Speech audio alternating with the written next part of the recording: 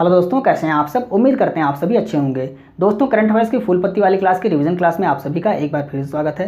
दोस्तों, आज की वीडियो को स्टार्ट करने से पहले आपके लिए एक इन्फॉर्मेशन है। कल से इस क्लास की टाइमिंग को थोड़ा सा चेंज किया जा रहा है। कल से ये क्लास आपको सुबह 10 बजे से लेकर 12 बजे के बीच में दी जाएगी। आप कमेंट करके बताइएगा आपको यह क्लास कितने बजे चाहिए। तो आइए आज वीडियो को स्टार्ट करते हैं।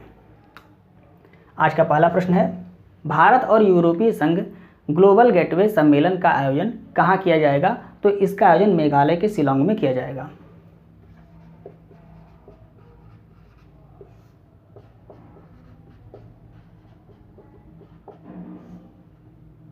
उद्देश्य क्या है इसका। तो उत्तर पूर्वी राज्यों में संचार और निवेश को बढ़ावा देना इसका उद्देश्य, यानी कनेक्टिविटी को बढ़ावा देना इसका उद्देश्य है। उत्तर पूर्वी राज्यों के विकास के लिए और कौन सी योजना चलाई जा रही है। तो डिवाइन योजना चलाई जा रही है उत्तर पूर्वी राज्यों के विकास के लिए। इसके अलावा ईस्ट एक्ट पॉलिसी को लागू किया गया है। पड़ोसी देशों से उत्तर पूर्वी राज्यों की कनेक्टिविटी को बेहतर करने के लिए ईस्ट एक्ट पॉलिसी को लागू किया गया, आपको याद रखना है।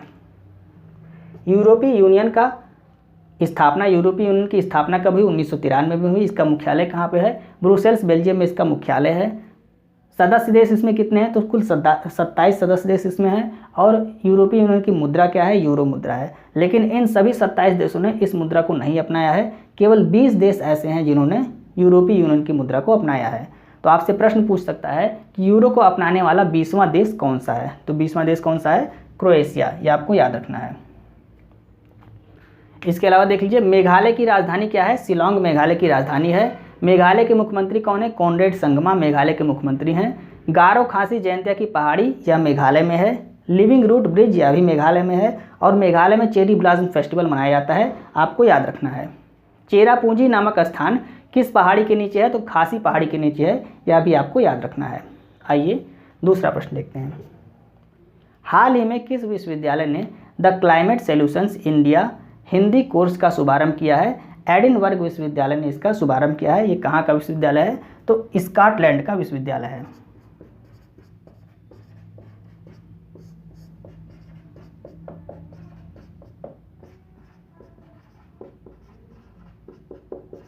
कहाँ का विश्वविद्यालय है, स्कॉटलैंड का विश्वविद्यालय है। इसको आपको याद रखना है। हिंदी के अलावा अंग्रेजी और अरबी भाषा में भी यह कोर्स लॉन्च किया गया, यह भी आपको याद रखना है।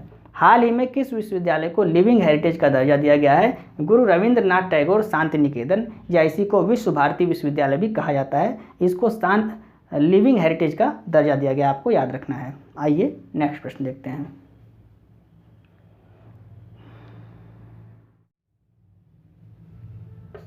तीसरा प्रश्न है, हाल ही में विश्व तंबाकू निषेध दिवस 2023 कब मनाया गया है। 31 मई को इसको मनाया गया है। किसके द्वारा मनाया जाता है, WHO द्वारा इसको मनाया जाता है। थीम इसकी क्या है, हमें भोजन की ज़रूरत है तंबाकू की नहीं। यह क्या है, यह इसकी थीम है, इसको आप याद रखिएगा, इंपॉर्टेंट है। थीम क्या है, हमें भोजन की ज़रूरत है तंबाकू की नहीं, यह इसकी थीम है।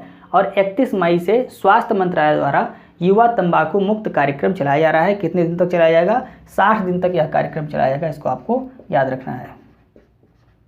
किस मंत्रालय द्वारा यह कार्यक्रम चलाया जा रहा है। तो स्वास्थ्य मंत्रालय द्वारा युवा तंबाकू मुक्त कार्यक्रम चलाया जा रहा है 60 दिन के लिए, आपको याद रखना है।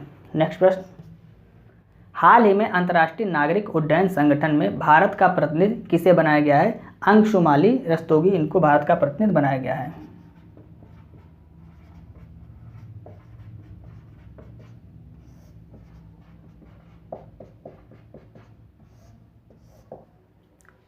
ICAO international civil aviation organisation इसका फुल फॉर्म होता है। तो इंटरनेशनल सिविल एविएशन ऑर्गेनाइजेशन का मुख्यालय कहाँ पर है, मॉन्ट्रियल कनाडा में इसका मुख्यालय है। और वाडा का मुख्यालय भी कहाँ पर है, मॉन्ट्रियल कनाडा में। वाडा का फुल फॉर्म क्या है, तो वर्ल्ड एंटी डोपिंग एजेंसी इसका फुल फॉर्म है, आपको याद रखना है।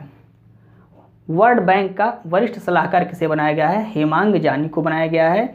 और अध्यक्ष कौन है, वर्ल्ड बैंक के, विश्व बैंक के अजय बंगा विश्व बैंक के अध्यक्ष हैं।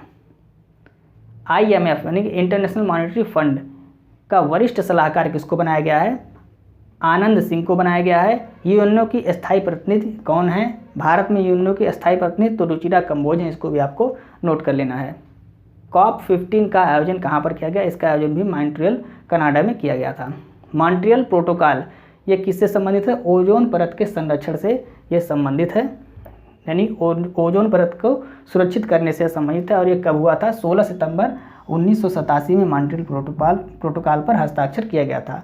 और ओजोन दिवस कब मनाया जाता है? तो 16 सितंबर को ओजोन दिवस मनाया जाता है, ये आपको याद रखना है। 16 सितंबर को ओजोन दिवस मनाया जाता है, आपको याद रखना है। 5वां प्रश्न, नेपाल में आयोजित NSC CAVA महिला वॉलीबॉल चैलेंज कप 2023 का विजेता कौन है? तो इसका विजेता भारत है। भारत इसका विजेता है। उप विजेता कौन है? कजाकिस्तान इसका उप विजेता है। आयोजन इसका कहाँ पर हुआ? तो आयोजन नेपाल में इसका किया गया है। कजाकिस्तान की राजधानी क्या है? अस्ताना। अस्ताना कजाकिस्तान की राजधानी है। और कजाकिस्तान विश्व का सबसे बड़ा लैंडलॉक्ड देश है, कंट्री है, ये आपको याद रखना है। आइए नेक्स्ट प्रश्न देखते हैं।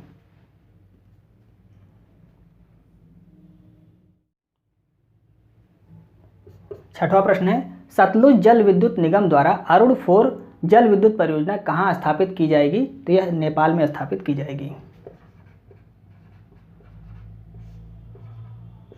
अरुण नदी कहाँ पर है? तो अरुण नदी ये कहाँ पर है? ये नेपाल में है, आपको याद रखना है। अरुण 4 जल विद्युत परियोजना ये 695 मेगावाट की है। और अरुण 3 जल विद्युत परियोजना ये 900 मेगावाट की जल विद्युत परियोजना है, आपको याद रखना है। नेपाल की राजधानी क्या है? काठमांडू नेपाल की राजधानी है।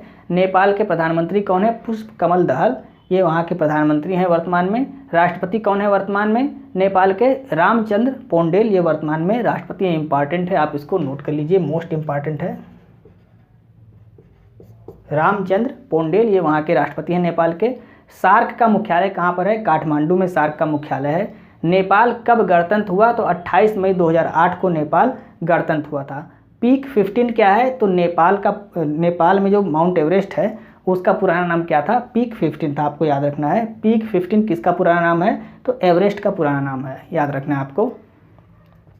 सतलुज नदी भारत में किस दर्रे से प्रवेश करती है? सिपकिला दर्रे से होकर प्रवेश करती है, आपको याद रखना है। 7वां प्रश्न है, हाल ही में महाराष्ट्र सरकार ने किसे मौखिक स्वच्छता अभियान के लिए स्माइल एम्बेसडर नामित किया है? सचिन तेंदुलकर को।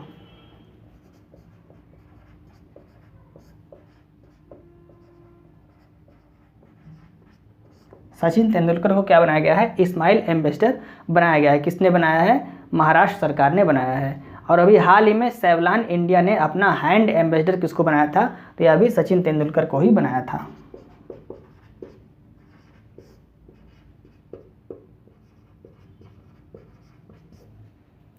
महाराष्ट्र के सीएम यानी महाराष्ट्र के मुख्यमंत्री ने अहमदनगर का नाम बदलकर क्या कर दिया है? अहिल्यानगर कर दिया, आपको याद रखना है। और बांद्रा वर्सोवा समुद्री मार्ग का नाम बदलकर क्या कर दिया है? वीर दामोदर सावरकर, इसका नाम बदलकर कर दिया गया है। ये दोनों आपको याद रखना है। आइए नेक्स्ट प्रश्न देखते हैं।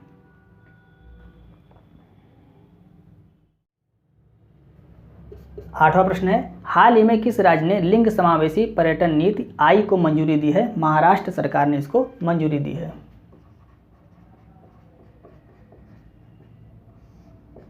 उद्देश्य क्या है? तो पर्यटन के क्षेत्र में महिलाओं की भागीदारी को बढ़ाना इसका उद्देश्य है। इसमें किया क्या जाएगा? तो 1 से 8 मार्च के बीच में महिला दिवस के अवसर पर महिला पर्यटक को ऑनलाइन बुकिंग कराने में 50% की छूट दी जाएगी।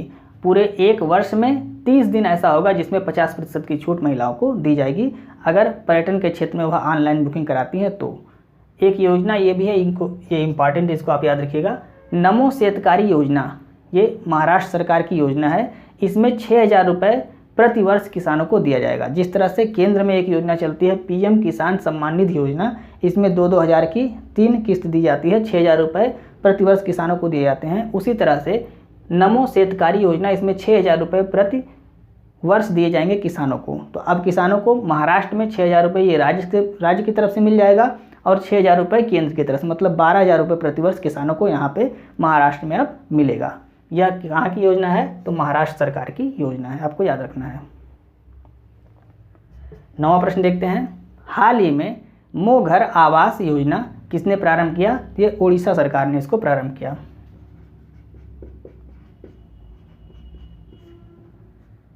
ये कैसी योजना है? तो इस योजना के अंतर्गत 3 लाख रुपए का ऋण दिया जाएगा और उसमें 60% की सब्सिडी दी जाएगी। तो 3 लाख रुपए का ऋण क्यों लेगा कोई? तो इसमें यह उद्देश्य क्या है इसका कि अगर किसी व्यक्ति का घर नहीं बना है, यानी कि कुछ बना है कुछ बाकी है, तो उसके लिए 3 लाख रुपए उसको दिए जाएंगे। या घर का जीर्णोद्धार कराना है, कुछ गिर गया है या कुछ उसको मरम्मत कराना है, तो उसके लिए 3 लाख रुपए उनको दिया जाएगा ऋण के तौर पर, और इसमें 60,000 रुपये उनको सब्सिडी दिया जाएगा। तो ये योजना कहाँ की है? ये उड़ीसा सरकार की योजना है। योजना का नाम क्या है? मुँह घर आवास योजना इसका नाम है, आपको याद रखना है।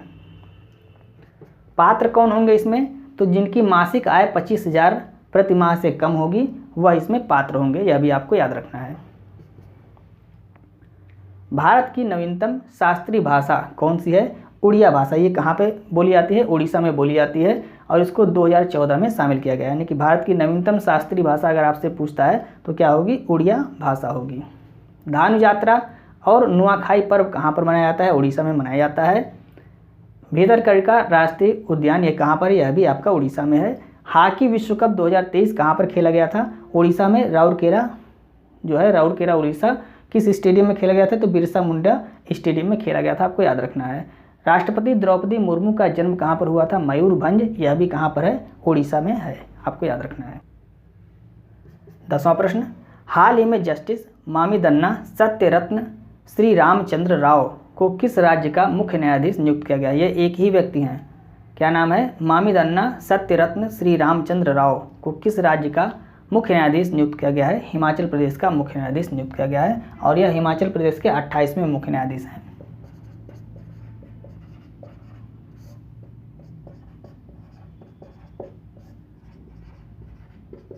हिमाचल प्रदेश के 28वें मुख्य न्यायाधीश हैं, ये आपको याद रखना है।